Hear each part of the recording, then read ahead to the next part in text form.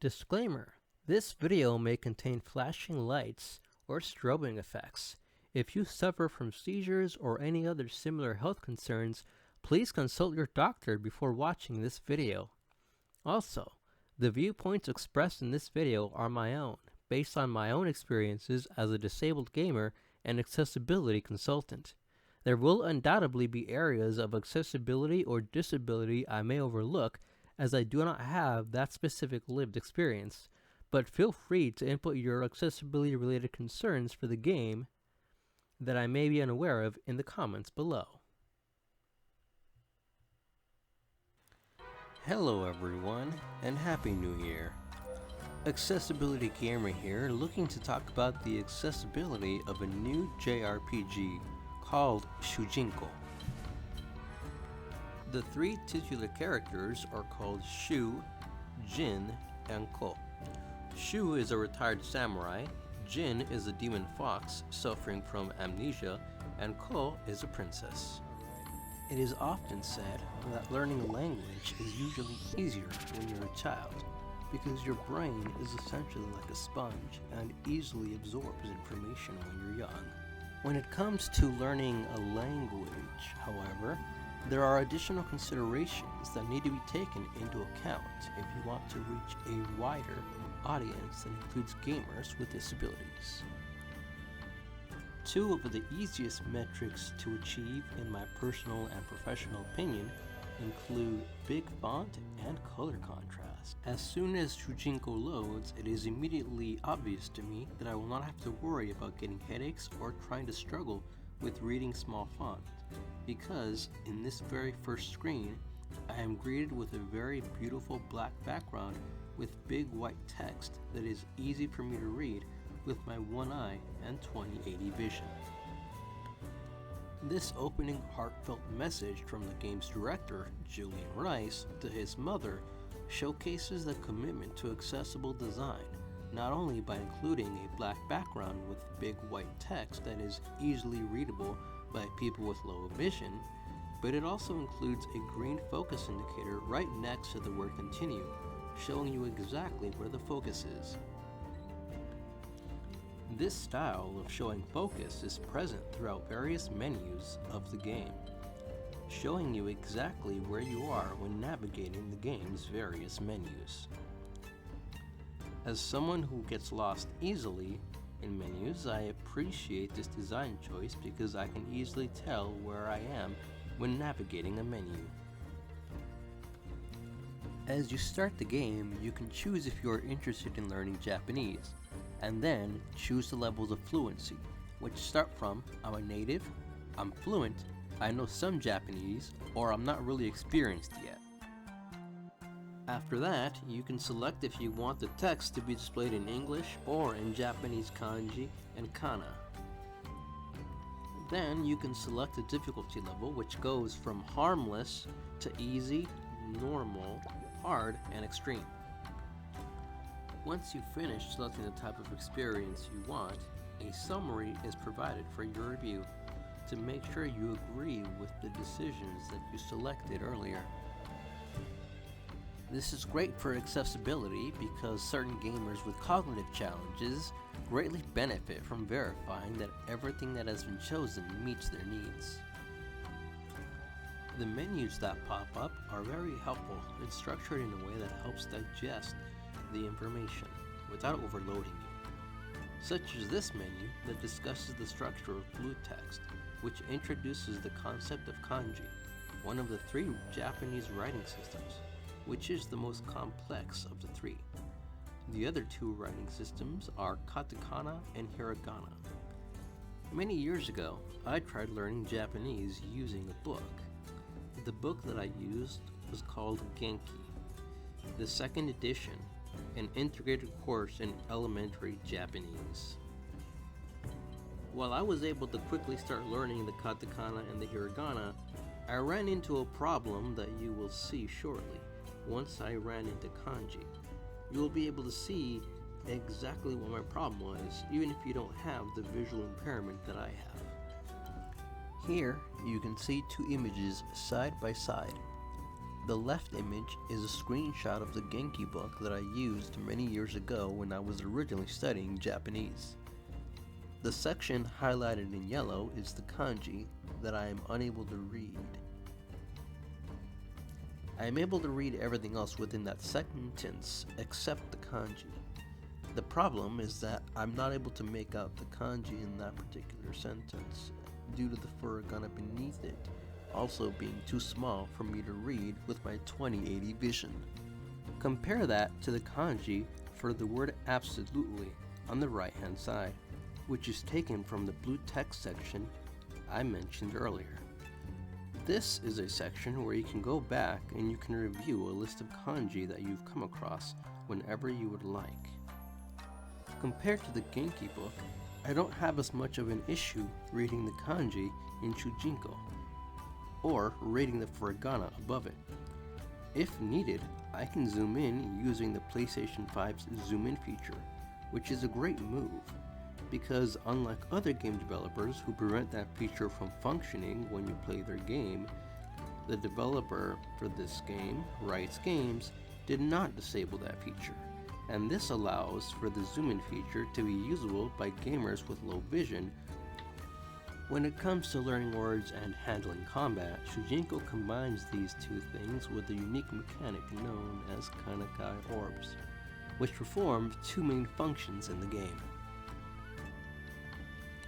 The first function is that they introduce you to a new word whenever you pick up a new set of Kanakae Orbs, as can be seen in this footage. The second function that they perform is relevant when it comes to battle. Each of the Kanakae Orbs have an elemental affinity. Red is fire, blue is water, and so on. Attacking an enemy that is weak to fire, for example, will cause them to take more damage. I constantly wanted to find more Kanakae Orbs so that I could beat up enemies, but also so that I could fuel my desire to learn more words. Combat in Shujinkou is a typical turn-based style that does not require rapid input buttons for most actions. More on that later. However, this could be an area where some gamers with specific motor challenges may need a different approach. To attack an enemy, you select strike, and then hold down the L2 button on the PS5 to bring up a series of Kanakae Orbs that you have equipped previously. And here is where it could be potentially challenging.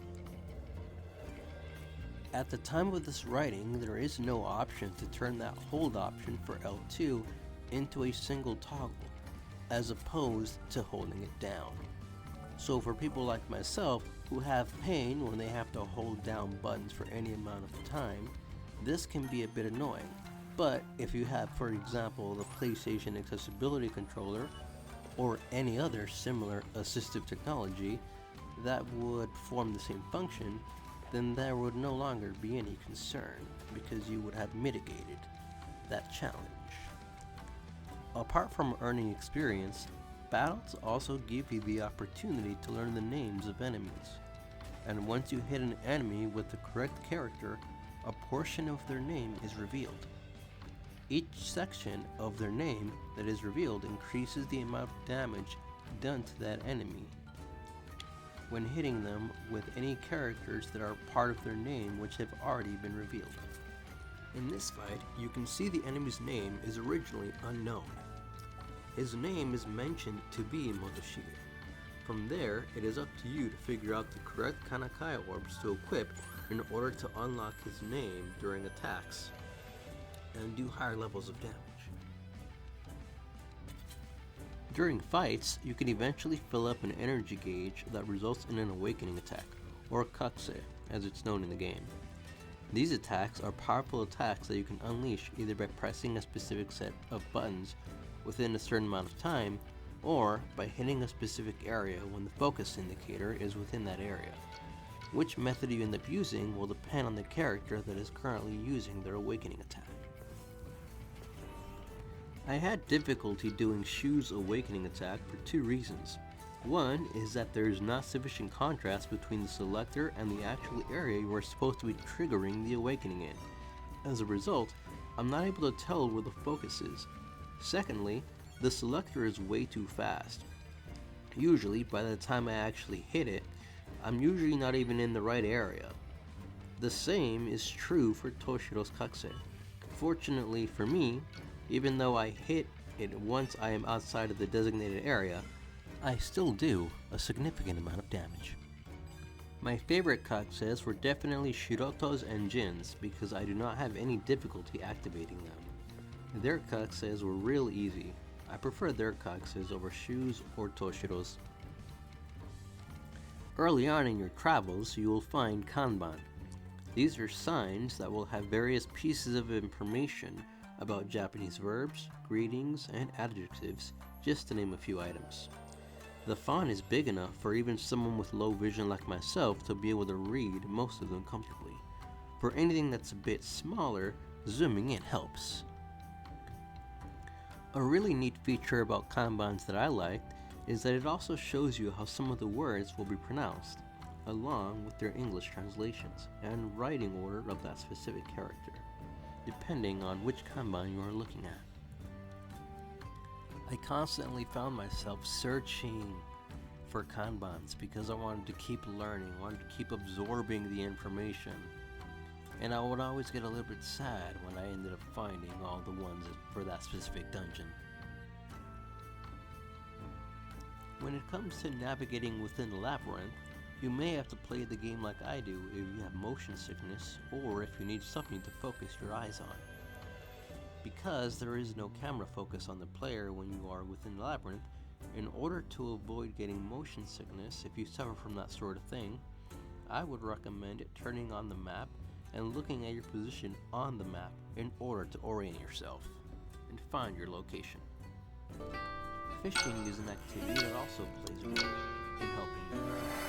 However, I found the activity too difficult, mainly due to the fact that it required me to press the arrow on the repeatedly, and as with threading, there is no option to make that into a one toggle activity as opposed to multiple presses.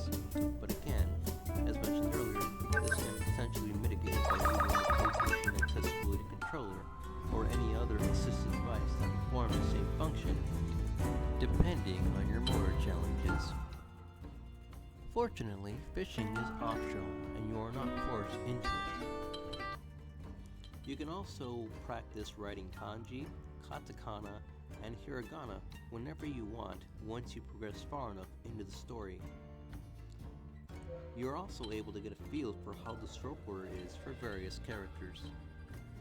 For gamers with motor impairments like myself, figuring out the stroke order is kind of an aside, since we will most likely be using computers or other assistive technology to write in Japanese for us. But this is still a really important learning tool because I did read in a few articles that most native Japanese speakers are losing the ability to learn how to write kanji because, due to the prevalence of technology, they no longer practice writing by hand anymore.